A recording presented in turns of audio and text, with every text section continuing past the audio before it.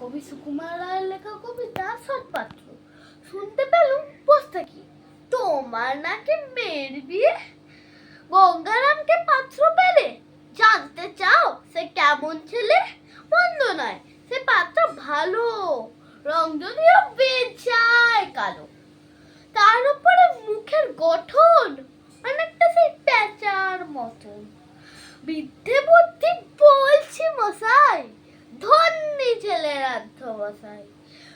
19 বার matric এসে ঘায়েল হয়ে পড়ল শেষে, বিষয় আশয় গরিব বেজায়, কষ্টে সৃষ্টে দিন চলে যায়।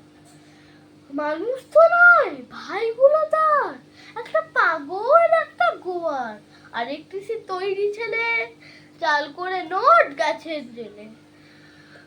ঘনিষ্ঠটি তবলা বাজায়, যাত্রা দলে 5 টাকা পায়।